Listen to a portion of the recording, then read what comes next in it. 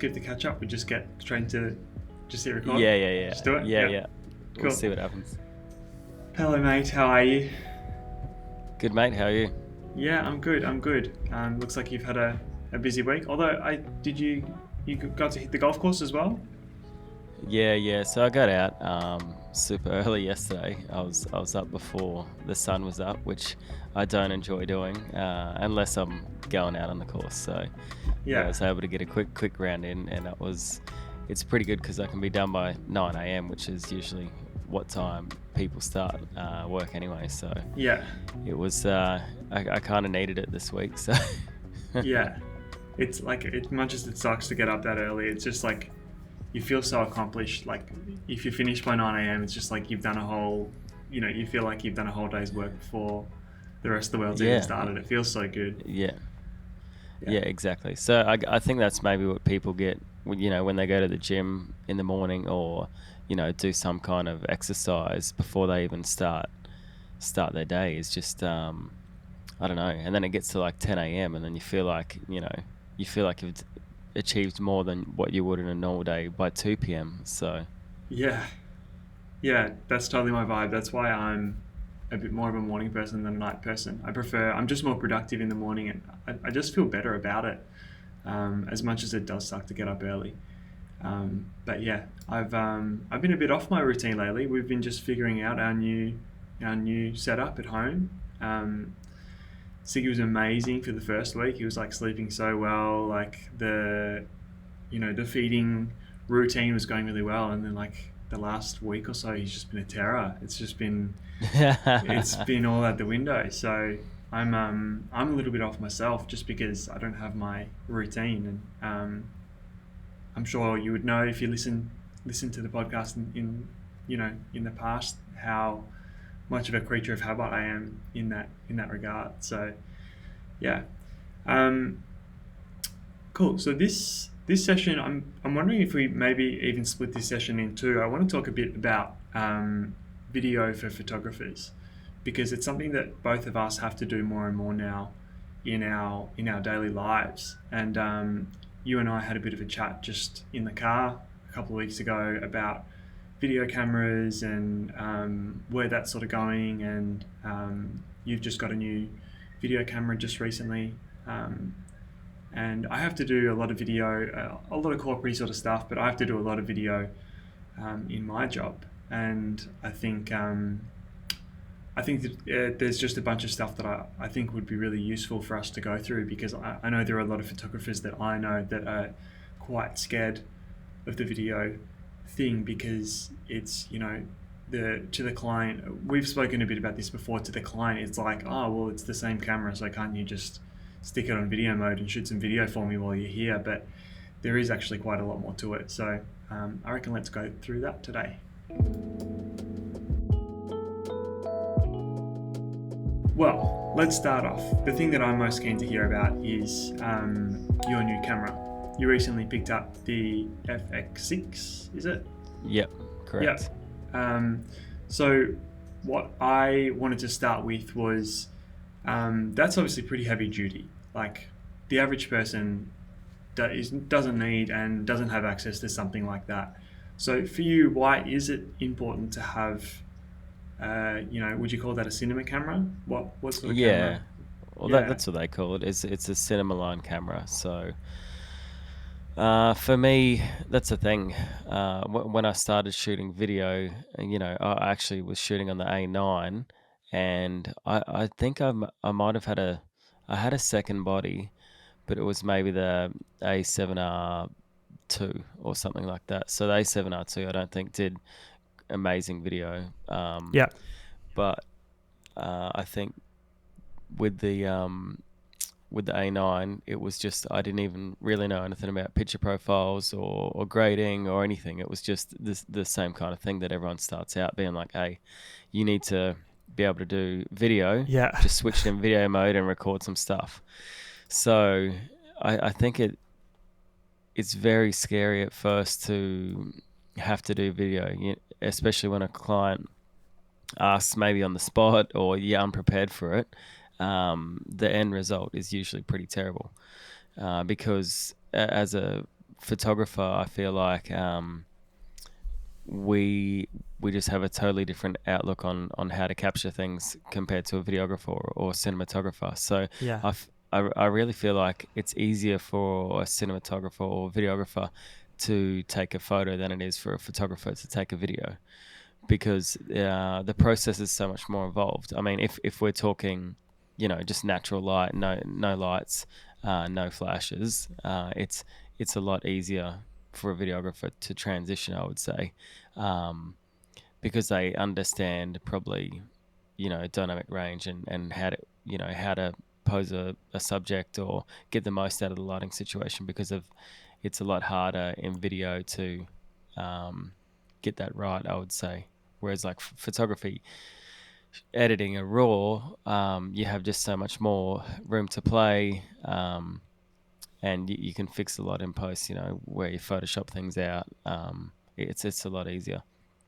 So for me, it was starting off with a video camera that technically wasn't really a video camera. It's like the 5D Mark II was, one of the first DSLRs that had video. So everyone, that was the thing. Since that camera, it was like, oh, our cameras have the ability to also shoot video. So you just flick it over and then press record. So I don't even think back in the day those 5D Mark IIs had any kind of LUTs or picture profiles. So I think what people would do, they would hack it by getting some kind of black magic software that they would put on there that would then let them shoot in a log profile. Yeah, Magic Lantern. Oh, that's what it was. Yeah. Yeah. I know you So you can even do weird things like you can stick, it's like a fake log. You can stick a really flat, like, picture profile, for want of a better word, on a CF card and hack it into the camera. Yeah, which is cool. It sounds People like back in the PlayStation days, where you could hack your PlayStation, where you could use burnt games. Yeah. That was crazy. So for me, it was using my A9 with just putting all the settings into the minus. Your shadows, your contrast, your sharpness, everything. So, and that was my first real understanding of how to get the most dynamic range out of the image using video. So I went from that to then, the A7R4 came out, and I could shoot 120 frames at 1080, which for me, shooting weddings or even golf, it just looks a bit more cinematic at those slower rates. So it's like 4 times slow mo. So for me, that was a game changer, getting the A7R4. And watched a couple of YouTube videos where there was a guy that he I guess wrote down his settings, and I just copied them because I really liked what he was doing. And straight out of the camera, it looked really good. I didn't, the minor tweaks that I had to do later were just so much easier by using someone's I guess intelligence, on how the Sony camera worked, and then what you needed to do to produce, better skin tones or get more dynamic range without having to go, I guess, in full log, just straight out the camera. But yeah, so I guess over the years I've just upgraded and I got the A7S III maybe a year and a half ago. And that was a game changer. I couldn't believe, just how good the picture quality was out of this thing. So, and then moving forward now to finally get the FX6, for me, the main reason I use video cameras are for weddings. So I needed more bodies. I was borrowing bodies when I'd shoot a wedding. I'd have 3 camera bodies, and just try and whoever I could get, either from Sony or from mates that weren't using it on the day, I would just say, I needed the 3 to have those different looks, especially if I'm just a one-man person going around doing video on the day. I need the, tripods. Stressful. Dude, it's a nightmare. Like, shooting photo for weddings is I guess it's just so comfortable for me. Yeah. And it's me and Kara, so it's a team, and it's enjoyable. It's like, yeah, we know the shots, we got the shots, but then doing video is it's probably the only time when I'm stressed, because there is no time to set up. There is audio you have to think about, lighting, camera angles, focus. There's just so much more, and that's why from now on, we've just gotten a second shooter on board for video. So at all the weddings, we can use all my gear, and just 2 people is going to be better than one. Yeah. So but yeah, so I upgraded to the FX6 because it had some features that I guess I didn't know I needed until I actually borrowed an FX6 off a mate. Yeah. And Then he you was couldn't go going on back. his honeymoon. Exactly, yeah. And I messaged him straight away. I was like, oh, I probably won't take it out of the box for the week, but I might try it, And I tried it on this first job me and Joel did. And yeah, I was just blown away. I was like, this is, I didn't know I needed it, but now I can't not have it. So I placed an order, and it took like maybe 4 months.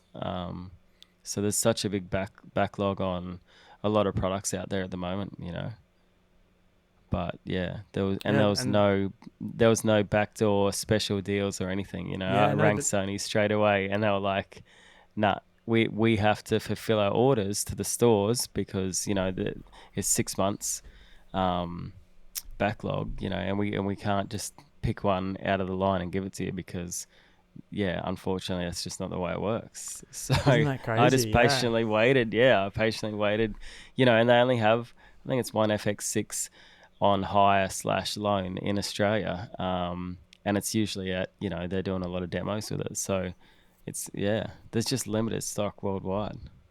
Yeah, okay. Well, that's like, all the people that work in the sneaker stores, when there's a limited release, they don't get to jump the line either, because, No.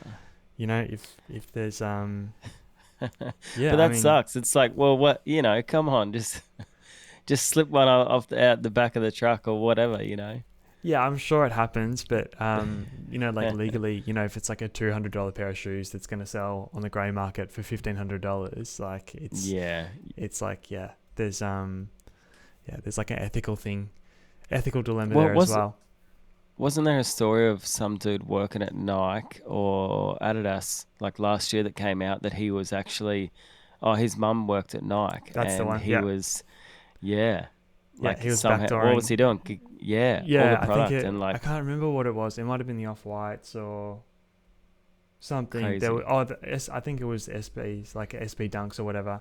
And from memory, he was just like, had a little side hustle going like crazy. I think maybe the mum even got fired or something. Because it was on her account or a card or a company card or whatever it was. But like that dude would have been thinking, I'm killing this. This is the best thing ever.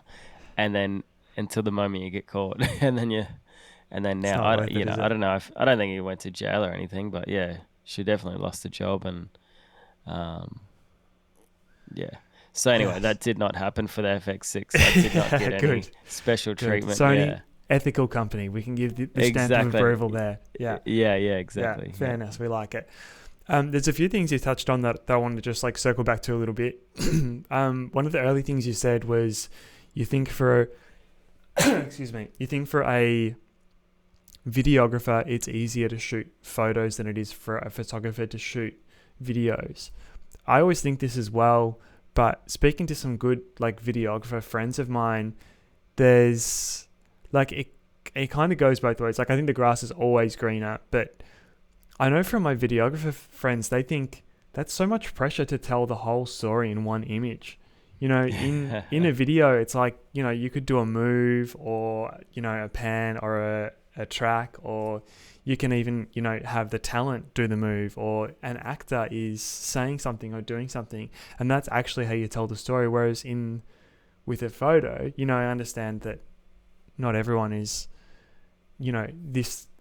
this talented, but with a photo, to do photography really well, I think you have to, your composition, your tone, and your lighting and your editing and all that has to has to tell the story in itself. You've got one frame to tell the story. So, in a way, I think you take for granted how naturally that comes to you, because I think for a lot of videographers, photography is quite stressful. Yeah. Yeah, so you were saying how kind of scary it is for, the first time that you start to do something for a client as a photographer, when you have to start doing video. One thing that I noticed in myself, and I can only assume it's the same for you, is that with video, we just way overshoot. You're saying that when you shoot a wedding, you'll have 3 angles to cover all the bases because, you're running around and trying to do it all yourself. And Yeah. I think when I look at people who are really, really talented at video and cinematography, they know exactly what they want sort of before they've even shot it. 100%. Yeah. I've worked on a few projects with Dylan Pierce, who shot my wedding. Shot your with wedding, you guys. yep. And I remember, on when I shoot on a gimbal, I'm doing the same move, 5 or 6 times because I want to make sure I've got the best one, and I'm not happy with that, and there's a little shake. But Dylan's just like zip, zip, zip, zip. He just knows exactly what he wants. He gets it first time. And, when it comes to the post-production, it just makes that so much more quicker, and just like the process is just so much easier. Yeah, and that's it. I think for photographers, we're just so scared of having to build this storyline as well. That was a big part for me as well, because I hadn't had to tell a story in long form. I could tell it by that one photo, right? Yeah. So for me, it was really hard to be, it was something that I was scared of, because I was thinking, how can I tell? Yeah, what story am I telling here? Like, I need to know before I start this project. Yeah. But that's not always the case as well. Like, if you have the experience, you can scrap together some kind of storyline. As long as you know your opening frame and your end frame, realistically, you can piece whatever you want in there. But the big thing with videography is you have to know exactly, it's the same as photography, you have to know exactly the style you're going to shoot it. So a lot of people shoot in 50 frames because then they can have the potential to slow it down later, right? So it's like future proofing. But if you've shot it all at 25 frames or 24 or whatever, 23, I don't even know the numbers. So if you shoot it at that, then you can't slow it down later. So it's like you need to somewhat know how you're going to piece together the video, or what kind of look you're going to go for, right? Yeah. Or even to go with like, okay, I'm going to go handheld, or I'm going to go gimbal. Like they're big calls that you need Style to know choices. kind of before Yeah, and it's the same as photography. I need to know, okay, am I going to shoot this at 1.4 or am I going to shoot it at f5.6? So Well, I know often when you've got the whole crew there, you're probably not editing the video. Do you do much of your own video editing? Yeah, so with all the weddings and stuff, yeah. But if a lot of the times I don't like to edit it because it takes just too much of my time. Yeah. So like Cara will edit it, or Joel will edit it, depending on what the project is. But a lot of the time, if it's something more like golf or something like that, then I know exactly what the outcome needs to be. So then I will edit it. But Cara and I just started shooting for a bridal company, last month. And Cara's doing photo, I'm doing video, and for me it was really exciting. So I just edited all, the video myself. Cara obviously took the photos and edited the photos, but for me it was really exciting because it was my first project with the FX6, and it was just I pulled it out of the box that week and turned it on, and here we are. So for me, it was really exciting to edit that video because just also for me to understand, the ability of the new camera too. So, I think if it's a really exciting project and I know that I can edit it fairly efficiently, I'll edit it. Otherwise, unfortunately, yeah, Cara will get stuck with the edit, and yeah, Yeah, so I know. she's always learning more and more every day, probably because I'm just throwing shit at her because I want to just keep moving. Yeah. Yeah, yeah. Video editing, in my opinion, can be a massive drag. I know it's one thing that holds me back with, the YouTube videos and whatever else. At work, I'm pretty good because, deadlines are so strict, and, when you're sitting there with someone else who's waiting for it, or someone that's waiting on Yeah, you got to get it the done. project, you have no choice but to get it done. Exactly. Whereas your own So stuff, it just like it's a exactly. different story. If you have no timeline, yeah, there's stuff that I've shot a lot of times where it was just to shoot because I was like, oh, I got my camera, let's shoot it. Then I never actually end up editing. Yeah. Whether it was just mates out on the golf course or a little gathering or whatever it was, I would have so much fun shooting that stuff and then just never get around to the edit because, yeah, A, I wasn't getting paid to do it. B, there was no deadline. C, maybe I wasn't excited enough to put those shots together, Yeah, yeah. And then, there are actual deadlines that require your time and attention as well. Yeah. Yeah. So how often would you say that you actually do plan shots for the edit? How often do you know going in what you want to shoot? Because I know one thing that I'm literally just learning this week is I'm here at my beautiful new desk, by the way. I'm at my I can't wait to show off my new workstation, and I'm making a video about it. And this is the first time that I've actually done a full script. And I actually got do you know MKBHD, Marcus Brownlee on YouTube? No. It's like he's probably the biggest tech YouTuber. And his whole system, his studio, everything is just flawless. And he had a really good course on Skillshare that I watched. And basically he'll write out the whole script, what he wants to say, and then he'll go through that, and then he'll, like, for example, highlight in every sentence, he'll highlight the bits in red that are the shots that he wants to show. So if he's talking about the new FS6 and he's talking about the whatever it is, built-in ND filter, he'll highlight that bit, and then he knows when they're in the filming stage, he can look at the script, and at that point he needs to go and show the camera, a shot of the sensor open. Yeah. And I've never done it that way before, and this is the first way I'm doing it. And so I've written the whole script, I've highlighted the bits that I want to show, and then at the end of each line I'll write in brackets, a couple of other shots, different angle of the surface of the desk, sun shining onto the desk lifting up. I've never ever done it that way before, but I have to say it's been a fantastic way to keep me on track. And also, once I've shot it, it's making the edit so much more easy because I can just, basically I've recorded my voiceover and my piece to camera and everything. I line that up, and then I go through my script and I'm like, okay, this clip goes there, that clip goes there. I've never done it that way before. I'm not sure if that's how everyone does it, but certainly as like a top tier YouTuber, this is how Marquez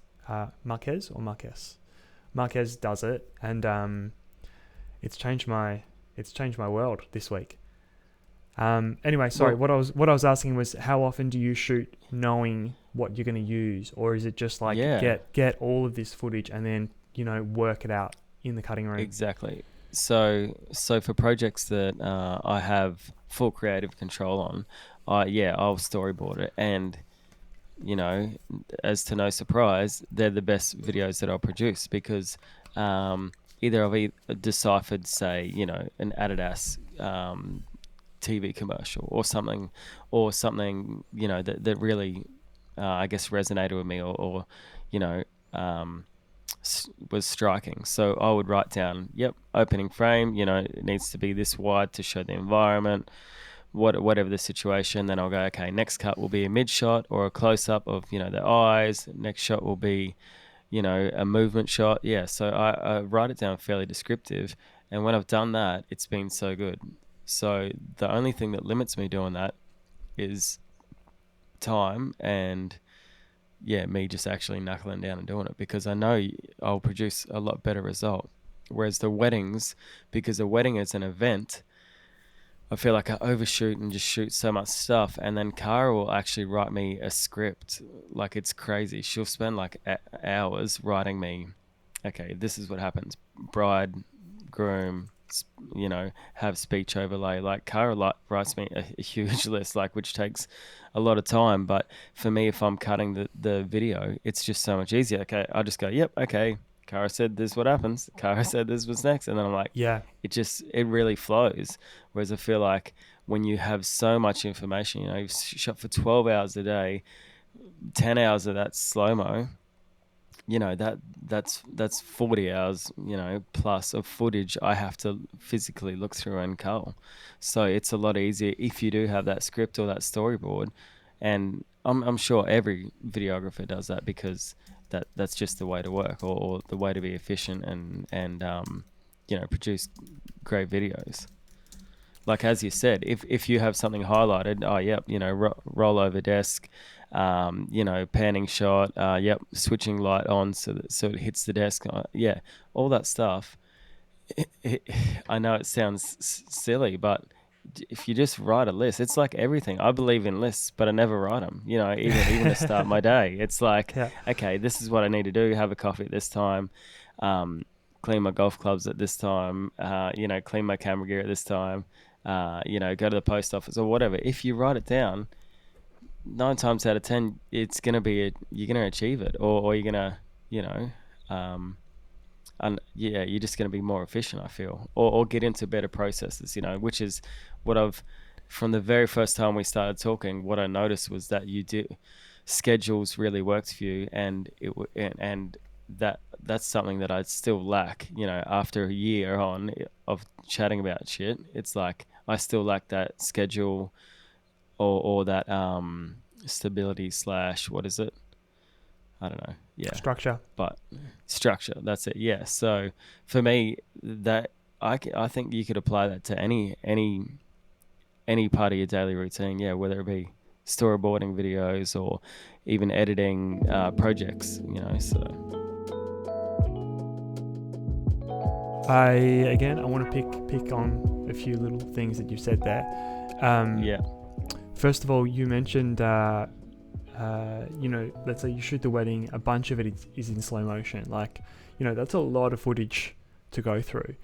In the edits, do you prefer to, one thing I like to do is I like to actually go through all of the footage and then cut out all of the bits that I could possibly use. It takes a long time, but I find if I can literally go through every piece that I've shot and only cut out the usable bits, delete the rest, that means if, certain videos, you might have to do 2, 3, 4, 5 edits, different versions, a smaller one for social media, a narrow one for stories. And if I've got all of the pieces that I can use for my recipe there, then that makes all of that much more smooth. It's a lot more of a time investment up front, but it makes it way easier down the track. Or do you just edit and then okay, I need a close-up of the dress here, so you look for the close-up shot of the dress, and I need the bride's mum here, so you look for that shot. Do you pick and choose, or do you like to go through it all beforehand? Unfortunately, I go through every single clip, and it does take a lot of time, but it does, I feel, make the edit overall better because of that reason, that you've cut out all the good bits. So I'm only looking through all the good stuff, so I'll have a timeline where it will be every bit of footage, then I'll duplicate that timeline, then I'll have the cuts of the footage, then duplicate that timeline, and then have an edit footage, which I never used to do because I'm working in Premiere. I don't know how DaVinci works, but so unfortunately, in the old days, I would just cut it all out, and then if I accidentally made a mistake or deleted something, that I didn't realize, because I'm looking at this mini bit here, even though the whole project's this big, I would delete something mini, but then I would have deleted something huge, and then it takes a lot to undo, and then sometimes you can't undo enough. So I guess it's like in Photoshop, where you always duplicate, Yeah. the layer that you're working on, because you don't want to edit something and then you can't get it back. Yeah. Yeah. The other thing is if you're just picking and choosing clips, which again, it's a much quicker way to do it. And I think it's how a lot of people work out of necessity because of deadlines and whatever else. But the downside to that is if you're doing it that way, you're going to often miss some of the best shots of the day, because if you're not going through it all, sometimes you forget, and you'll just miss something because of the time constraint. You're picking and choosing shots, exactly. And you're like, oh, yep, that one's good enough. But if you'd gone through it completely, you might have found a shot that was way better for that. Yeah, especially for wedding video. I only need 3 seconds of a clip, which is in slow-mo, that will be that hero shot, or 10 seconds later, if I've cut something from one clip and then don't look at the rest of that clip, it could have been a better shot of them with their eyes facing their mum or their dad or whatever. So yeah, that's the thing. I really love shooting video and editing, because it's not my main thing. It just takes a lot of time. Let's talk about slow-mo. You've mentioned that a few times. Yeah. You've just got a big, beautiful new camera that shoots crispy, buttery, smooth slow-mo. Yeah. At what point do you find yourself going too heavy on the slow-mo? And I see some people. I've got to be careful here. Yeah, I think sometimes the slow-mo it's just slow-mo, and then it's not actually about telling the story. It's just about putting different beautiful shots one after another because everything looks good. Yeah. How do you navigate that, or you don't mind? No, I think there is a balance there as well, and it's only from studying other people's work that you find out what you really like. Because to have that, one slow-mo button, it is a one-trick pony, but that's why you kind of need to know what moments you want to capture in that before you actually do the project. Yeah. Okay. So with weddings, I feel like if you do just put everything slow-mo one after another of beautiful shots, like it does look great. Yeah. And then if you integrate speeches or whatever, they will be in real time. So I think it's really about blending the slow-mo with the music, with the speeches and stuff like that. And it's same as, I'd say, not weddings. If you're doing a TVC or something, usually they probably won't have any slow-mo in any of the stuff. You watch movies, there's no slow-mo in a movie, but it still looks cinematic. So I guess it's knowing when to use it, and definitely it is overkill, and I'm guilty of shooting probably too much slow-mo because I'm just I love every shot. Yeah. It's like, wow, this is so cinematic, and it's like, it's so not just always like called it depends for. on the genre as well, like depending on what you're shooting. Yeah. Like you said, wedding, you could do every shot in slow-mo and everyone would be quite happy with it. But if it's high energy sports or something, there's 2% slow-mo, if that. It's more about handheld movement, or it really depends on the project. And again, if I'm shooting corporate stuff or real estate, it's all slow-mo. True. There's some shots, I guess, could be in real time, but again, then that's changing your camera settings, so it might not marry up or match exactly. So then it's probably more of a process. But if you're doing corporate stuff where it's just piece to camera, there's no slow-mo shot there, unless there's B-roll overlay, where I guess that's when the slow-mo happens. Yeah, I sort of think about it in the same way that I think about music and, listening to music and writing music, and that music, I think to make a really good song, again, depending on the genre, but I think this is generally probably quite good advice, is, it needs to have dynamics. It's the light that makes the shade better. I suppose trying to relate it to like what you guys do. The breakdown is only good because the lead up to the breakdown is so contrasting, and when the breakdown hits, it's just like, fuck yeah, it's like you do the stanky face, and it's like there was either a quiet build up, or there was a moment of pause beforehand, and then the breakdown happens. And I kind of feel like slow-mo is the same way. Slow-mo looks the best when used dynamically, the right way, like in contrast with something else. I think slow-mo, that's when the slow-mo looks even slower, because comparing it to something in real speed or sped up or something like that. But again, I think you summed it up quite nicely, and I actually hadn't thought about like that, but it really is so genre dependent, because some things just work so beautifully. Some things literally all you need is a montage of shots. It's almost not even about a plot or a narrative. It's just exactly. It's just the highlight reel. That's all it is. Exactly. Like you imagine if you're doing a watch, content. The watch is still life. So there's nothing really besides maybe the minute hand that's really doing anything. So for that, it would be, I'd imagine, if I was doing it, it'd be a lot of slow-mo kind of panning or zooming or macro kind of stuff, where real time wouldn't really do anything for me. It's all about that movement, because there is no movement in that subject. Yeah, true. Whereas if you're out in a field or whatever, and the wind's blowing and there's heaps of leaves rustling or water pouring, I feel like then that's when there's a lot of movement in it, so you don't need it to be slow-mo. I don't know. Again, it's very, it's your creative opinion, I guess. Yeah. Where you use it or how you use it. I don't know about you, but for me, the hardest thing about shooting video is focus. You've got a handful of cinema lenses, don't you? Exactly. Yeah. Yeah. So manual right now, focus.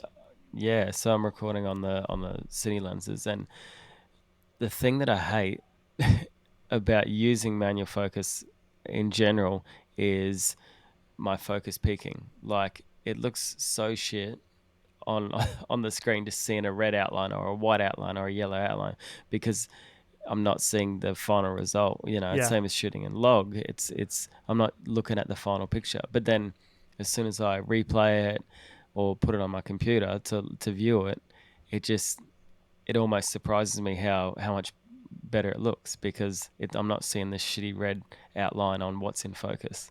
Yeah. But I have focus peaking on all the time, because I just need to know where focus is.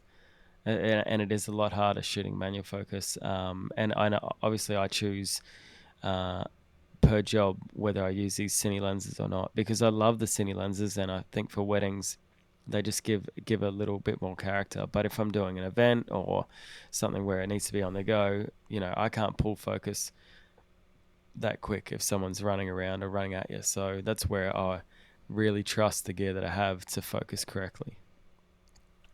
And I'm the complete opposite. I have a very basic video rig, but pretty much everything that I do, I suppose, like interiors and kitchens and real estate and that sort of thing, maybe less so, but most of the stuff I do has talent in it. And, I'm basically just on, unless there's even on a group, it tends to work quite well, but I'm usually just on like the wide focus tracking mode, and it'll just grab a face, and quite often it does a good job. For product and stuff, it doesn't work as well, and for interiors it doesn't work as well, I suppose. But just to me, I just don't know how I can trust the focus peaking. Like, I'm just not used to it. I've got the little Atomos. you're right, it just looks bad, and it's hard to tell what you're doing because I feel like the focus picking takes away from so much else. Like, I don't know, do you use like any of the scopes or anything to check your exposure or any of the false color? No, Or I don't really understand that stuff that much. Yeah, that's I don't feel like I need to know. Like if I'm already getting a good result, why do I need to complicate it with adding all that other shit in?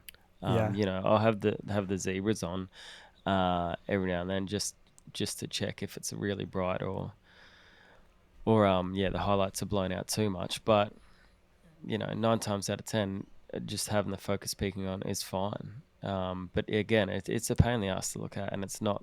Yeah, it doesn't give me any confidence whether that's still in focus. A lot of the times, even when we record this, it's, I like shooting at a lot lower aperture. So, if I was shooting at f1.2, it's just from here to here, I'm already out of focus, Yeah, way or out. or the focus is on my ears because I'm trying to look in my eyes here, or even the logo. I guess here on my hat is a very big logo. So Yeah. for me, that will give me a good reference as to where my eyes are as well. And this will be more red than my eyes because it's just a larger area, or it has more texture to focus on. Yeah. So I feel More like contrast to grab. that helps exactly. Yeah. Yeah. I don't know. For me, like focus is just, to be honest, like the most difficult thing. If I could not worry about that, I would happily shoot video all day because the rest of it, I feel like I've got a handle on. Like I said, my setup is not super super difficult to understand regardless. It's a pretty basic sort of rig. Yeah. But the focus is just stressful to me. Like same as photography, I think focus is probably the most difficult part of photography. And yes, Yeah. like the new mirrorless cameras like make it a lot easier, but still you have to know exactly what to be doing in each. Exactly. You have to understand the different focus modes and have to have used them in every different scenario before you understand how to, grab focus every time. I guess the benefit with this FX6 also that none of the other cameras, or at least in the Sony range have, is that now it has eye only focus. So it'll grab the eyes, and then if they look away, it will still hold focus.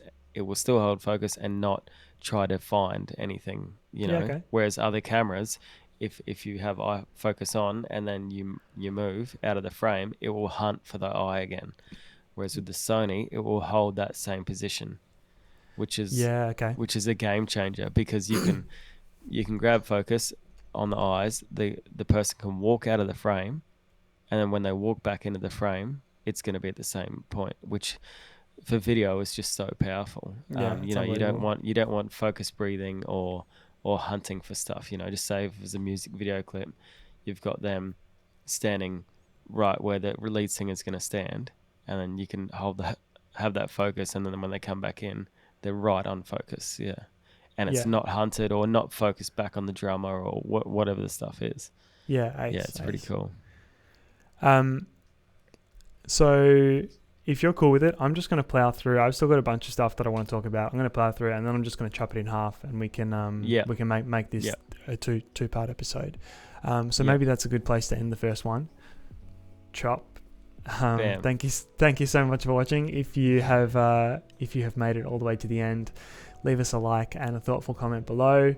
I really appreciate it, and join us next week for the second part of this episode.